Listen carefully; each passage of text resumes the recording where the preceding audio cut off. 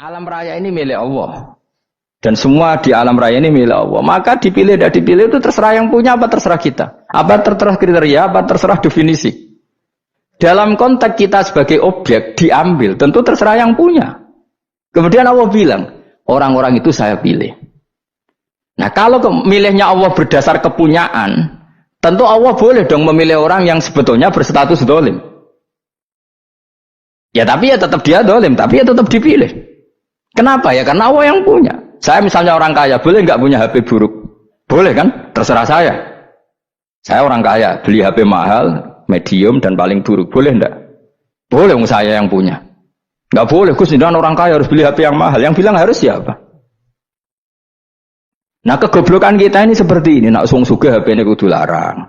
Nak wong alim kudu bojone ayu. Sing kudu darani kudu ayu ku sapa? Nak maji jalan yang dumdu swarga lho kudu iku sing swargane mbahmu tapi kudu. Nah, kita ini sering berpikir ngatur Tuhan. Nah, Indonesia negara yang mayoritas muslim terus Islam Indonesia kudu dadi sampling Islam seluruh apa? Dunia. Ya ora usah sombong ngono ya keben mayoritas juga wonge kakean ngono ae ora perlu GR jadi sampling percontohan Islam internasional ora perlu ngono. Lah misalnya terus dadi contoh misalnya nang Masjid Haram niru Jumatan ning Indonesia berangkat mbek do rokokan. Bariku teki diusep-usepno ning pojok pager. Lah misalnya wong Mekah terus do ngono kabeh karena mencontoh Islam Indonesia. Kacau gak? Ora usah GR ngono biasa wae. Napa? Biasa wae. Terus misalnya mencontoh Islam Indonesia nak ziarah Wali Songo terus tahlilan nunggu nganti setengah jam. Lah terus raudhah dikepung ngono rak macet Mekah Madinah. Mergo agar ziarah Nabi terus lungguh apa? Sak jam. Nah ning wali sak jam ning Nabi 2 jam lah kira-kira gitu. Ya malah ngenyak Kanjeng Nabi tuh. Nabi sekaruan afdhalul khalqi mbok dongakno wa maghfir lahu warhamhu. Iku malaikat sak langit misah. Ya Nabi kok dongakno di sepuro. Kowe tapi butuh sepuro. Enggak boleh doakan Nabi gitu, enggak boleh. Wa sholli ala sayyidina Muhammad wa ala alihi, enggak boleh pakai ighfir lahu. Masalah tahlilan apalem donga iku terus kamu gunakan. Ya misalnya terjadi percontohan Islam dunia terus Nabi kapundhut ditalkin, nak ditakoki waman rabbuka piye. Terus Nabi warai waman nabiyuka. Mesti Nabi yo pro, aku Nabi coba takoki.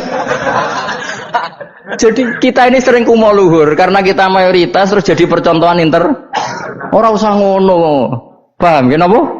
Ndak usah ngono, mayoritas ya mayoritas ae, tapi ora usah GR jadi apa? Percontohan internasional. Mungkin kalau masalah Islam damai ya bagus. Tapi itu kan tidak hanya Indonesia. Di mana-mana yang Islam damai juga banyak. Dan yang tukaran juga banyak. Toh yang tukaran nggak pernah maklumatkan diri ini percontohan janda. Ya biasa saja. Saya ulang lagi ya. Maka menurut saya nggak akan benar pendapat Khawarij atau pendapat Islam yang keras bahwa orang dosa besar itu keluar dari Islam. Karena ketika Allah mengatakan, kemudian aku pilihkan kitab ini, tak kasihkan orang-orang yang saya pilih. Itu diantara yang pertama adalah meskipun mereka sebagian tetap zalim. Artinya tetap zalim itu tidak menjadi dia keluar dari status Islam. Paham ya? Sekarang saya tanya, yang dikatakan warga Indonesia itu siapa? Ya siapapun yang bergeografis di Indonesia, lahir sebagai akte Indonesia, ya orang Indonesia.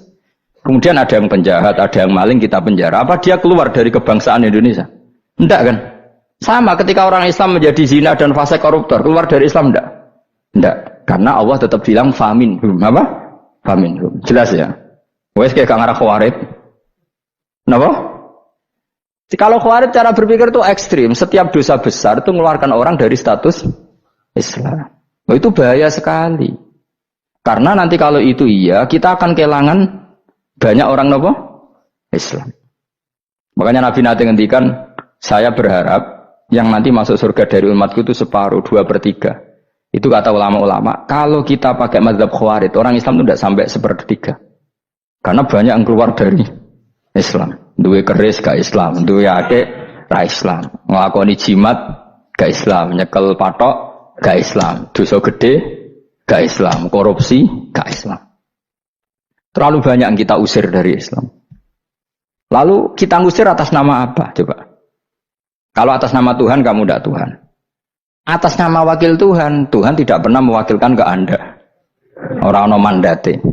Yang kita tahu dari Quran ya ayat ini, tsumma awrasnal kitabal ladzina istafaina min ibadina. Kemudian kitab ini tak kasihkan orang-orang yang saya pilih, dan orang yang saya pilih itu faminhum zalimul li nafsi, dan sebagian dari itu adalah orang zalim, dan itu jelas bagian dari itu. Artinya keluar apa masuk? Keluar apa masuk? Masuk. Meskipun ya yang zalim tetap berstatus zalim, kayak warga Indonesia, ini semua warga Indonesia. Paham ya? Yang maling ya tetap warga Indonesia, meskipun ya tetap maling. Jelas ya? Tenan orang itu. Makanya ahli sunnah itu pendapatnya falam nukafir mu'minan bil wisri. Kita tidak akan mengkafirkan orang mukmin hanya karena melakukan dosa. Kenapa ya? Karena Allah bilang faminhum setengah sangking itu masuk bagian. Dan itu luar biasanya Allah disebut istofaina. Tetap orang-orang pilihan. Maka ini penting saya utarakan supaya kita ini tidak sok-sokan. Terus yang zalimul nafsi pun potensi dimaafkan sama Allah. Asal dia tobat, dan tobat itu sama Allah nggak ada batasnya. Malam yuhur kiri sampai apa? Nafas apa? Terakhir. Dan kadang orang itu sebetulnya nggak niat tobat, cuma ada perilaku tertentu sehingga dadian Allah itu simpati. Itu juga banyak yang diterima tobatnya Allah. Makanya kata ulama-ulama itu, istighfar itu tidak syarat diampuni. Yang menjadi orang terampuni itu kehendak Allah. Istighfar itu bagian kecil dari syarat-syarat itu. Bisa saja orang tanpa istighfar tapi diampuni Allah. Misalnya Allah dawuh wa yaghfiru ma duna dzalika liman yasha. Itu bukan liman yastaghfir tapi liman yasha. Contoh masyhur kan, kamu pernah dengarkan ada orang nakal itu, mau misah itu ya kira-kira lonte atau apalah. Dia datang pulang ketika melihat anjing ngeleti pasir, dia berpikir ini kehausan kayak saya. Kemudian dia turun ke sungai memberi minum anjing itu, kemudian Allah memaafkan dia karena itu. Pas itu di semua hadis riwayatnya dia tidak pernah istighfar. Terlalu punya perilaku yang menjadikan dia diampun. Banyak enggak seperti itu? Banyak, makanya wa yaghfiru ma duna dzalika liman yasha. Mayasa itu ya yang digedaki Allah. Bisa saja kalian ini sering istighfar tapi enggak dimaafkan Allah. Tapi delala punya satu perilaku yang cara Allah itu penting, kemudian dimaafkan. Kayak Saharatu Fir'aun itu dia tidak pernah istighfar, tukang sihir Fir'aun. Dia diampuni Allah, dikasih iman tuh gara-gara jadi wong Jogja. Terus ngono tok. Jadi pas mau duel adu sihir. Iku dalah dekne mending ngene. Qalu ya Musa imma antulqiya wa imma an nakuna nahnul mulkin. Monggo jenengan riyen napa kula riyen. Tapi gara-gara dekne didikan Jogja niku. Lah wong ape duel, mestinya tarung itu semakin cepat mengambil kesempatan kan semakin menang. Ini sudah jelas tarung. Ngapunten jenengan riyen napa. Lha iku pangeran itu terus simpati. Wong kok sopane ngono apa? Akhirnya Allah memberi iman gara-gara apa? Imma antul qiyah wa imma an nakuna nahnul mulkin. Monggo jenengan riyen. Lah Musa juga Allah juga gak terima kalau nabinya kalah sopan. Sehingga Allah memerintahkan Musa adalah sopan. Mboten jenengan mawon. Jadi Nabi Musa qala bal alqu. Jadi Nabi Musa enggak jenengan riyen mawon. Jadi coba, itu kan unik. Dia tidak ingin diampuni Allah, tapi adalah dia sebenarnya satu perilaku yang menjadikan Allah itu simpati, yaitu kesopanan dia dengan Nabi Musa. Imma antulqiya wa imma an nakuna nahnul. Nabi Musa juga bilang qala bal alqumu go jenengan riyen mawon. Akhirnya sakit, nggih nak ngoten. Makanya Firaun itu mangkelnya bukan main. Ketika pertunjukan itu akhirnya kan Saharatu Firaun kan kalah. Setelah kalah langsung iman. Maka kata Firaun, ini jelas Musa itu guru kamu. Cuma pura-pura saja kamu pro saya. Lah buktinya apa? Jari buktinya tadi monggo-monggonan gitu. Makanya Firaun bilang innahu lakabirukumul ladzi 'allamakumus sihr. Wah, itu mesti Musa itu gurumu. Padahal dia gak kenal sama sekali. Cuma gara-gara monggo-monggonan tadi itu akhirnya terus pikirannya Firaun, wah, mesti wis kenal suwi, mau gayane tok. Mergo gara-gara monggo jenengan riyen. Mboten monggo jenengan. Jadi makanya sampean jangan putus asa. Makanya keliru sekali kalau kita bilang diampuni Allah nunggu istighfar. Enggak. Tentu istighfar penting, kita sepakat. Istighfar itu penting, kita sepakat. Tapi itu tidak satu cara-caranya Allah untuk orang bisa diampuni. Nabi misalnya yang dikatakan ana wa kafilul yatim kahateni fil jannah. Coba. Orang sering istighfar sama kafilul yatim, kira-kira surganya cepat mana? Cepat kafirul yatim meskipun gak istighfar. Boleh istighfar terus tapi medit ra karuan. Tak jamin pun rokok alamatnya medit jelas nih rokok aku roh. Terus jelas. Al-bakhil qaribun minan nar, jelas alamatnya deket-deket situ lah, paham ya? Wis jelas as-sakhi qaribun minallah, qaribun minan nas, baitun minan nar. Nah al-bakhil baitun minallah, baitun minal jannah, qaribun minan nar. Jadi umat itu ya deket-deket situ alamatnya sudah jelas deket-deket neraka. Ana wa kafirul yatim kahataini fil. Berapa? Apa semua yang dimaafkan Allah Nabi nyebut syaratnya istighfar? Kebanyakan malah enggak. Orang alim misalnya. Makanya orang alim kalau jarang istighfar kamu enggak usah iri. Orang alim itu mulang tok, itu langit bumi mintakan ampun. Wa innal alima lastaghfiru lahu man fis samawati wa man fil ard hatta khitan fil bahr. Orang alim itu otomatis dimintakan maaf oleh langit dan bumi sampai iwak ning laut. Mengapa jenderal Gus Pak jarang istighfar? Aku sing istighfar iso akeh sembrono. Langit bumi no. Mulane kula nu jarang istighfar bukan karena saya sombong, memanfaatkan istighfar mereka, no? Dan saya yakin itu lebih mandi timbang istighfar saya. Mun koman fi samawati nglebokno Jibril, Mikail, orang-orang keren, no? Makhluk-makhluk no? Keren. Saya baru cari hadis yang wa innal muta'allim sing ijek belajar tapi belum ketemu. Nanti kalau ketemu tak kasih tahu apa? Karena hadisnya yang saya baca masih wa innal alim apa? Orang alim jadi agak ketat. Nah, nanti kalau sudah ketemu wa innal muta'allima. Nanti dicari. Tapi pasti palsu kalau ada itu. Karena semua tagnya itu apa? Alim. Atau ya kamu alim dibanding yang di bawahnya. Ya semoga itu masuk apa? Jadi dibanding orang Papua kan harus alim. Saya ulang lagi, ini penting sekali. Jadi latihlah jangan punya gerakan takfiri orang lain dianggap kafir, orang lain dianggap kafir, karena Allah tidak pernah mengusir hambanya. Meskipun apapun salah dia, kata Allah tetap faminhum. Apa? Faminhum. Hum itu rujuknya ke yang depan. Jadi termasuk orang-orang yang saya pilih adalah faminhum zalimul li nafsi. Tetap dia di arena itu. Nisbatnya Islam ya tetap di area Islam itu. Meskipun yang ya kayak warga Indonesia coba. Warga Indonesia itu siapa? Yang terlahir di Indonesia dan ber-KTP kartu keluarga Indonesia sudah. Nanti tentu yang bajingan tetap bajingan, yang koruptor tetap koruptor. Tapi menjadi warga Indonesia terus keluar dari warga Indonesia, tetap warga Indonesia. Kira-kira seperti itulah analoginya. Tetap istofaina, tapi tetap berstatus faminhum dalim. Tapi rujuknya kan tetap faminhum ikut setengah sangking alladzina tofaina. Mulane ngaji sing tenanan. Kowe ora usah anut khawarit. Khawarit itu apa? Ngamukan.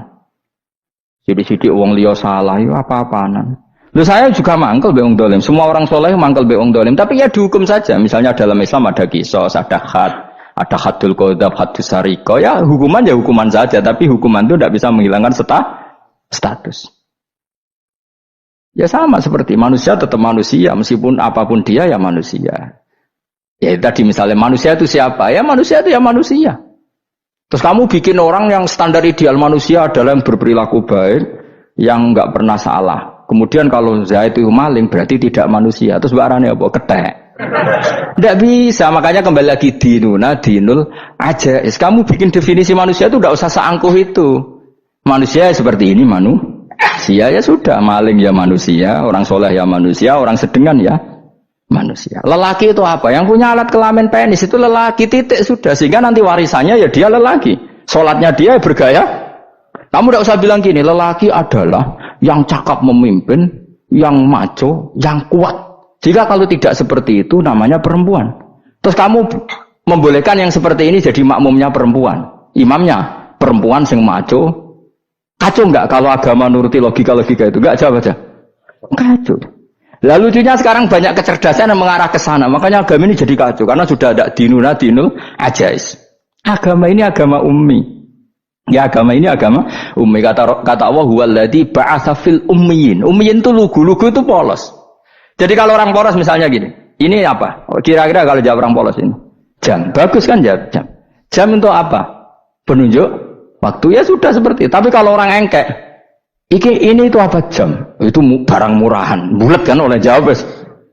Mana numpak mobil carry itu apa? Itu black melaku.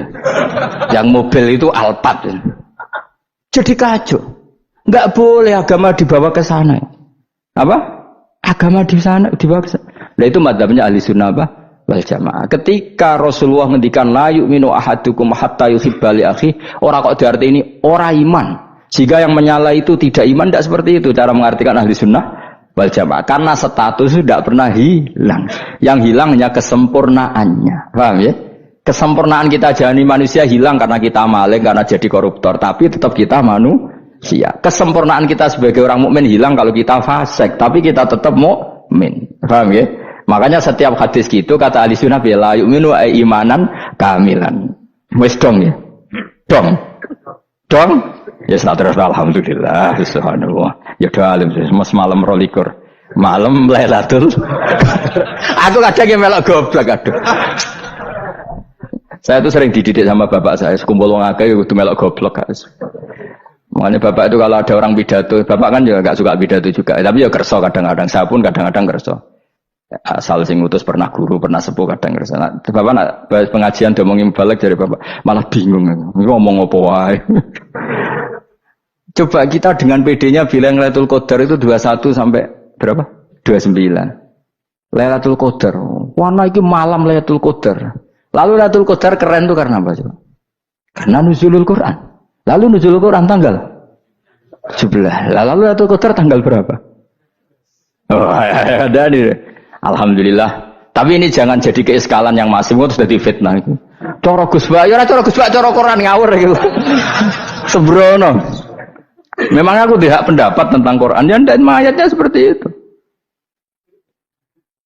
Maka yang benar, Lailatul Qadar itu kata ulama-ulama dulu, orang yang beramal soleh, ya itu sudah anggap saja dapat Lailatul Qadar. Orang itu rawusan dulu isu-isu dulu serengengi belerengan tau orang, nak belerengan berarti untuk Lailatul Qadar. Jangan mendung kan belereng di.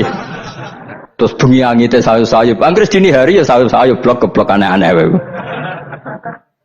Lah nak pikir segoyo berarti wong laut gak taran untuk Lailatul Qadar, ke segoro gitu langine bianter. Lah nek ning Dieng ya mesti sayup. Mau angin dok gunung wis kesel tadi terus sayup-sayup. Gawe ukuran ojo ngono, gawe ukuran ngono rak wong Dieng luwih ngrasa entuk Lailatul Qadar timbang wong segoro kidul. Ke segoro kidul angine apa? Buanter. Padahal alamate piye? Sayup-sayup. Aneh-aneh. Maksudnya alamat ngono iku ora ngono, maksudnya ayat iku Kanjeng Nabi mbadhawuh ngono, maksudnya ora ngono. Wes dong ya. Ayo Lailatul Qadar tanggal. Aku semeneng wong bodho. Kowe enak urip wis happy no.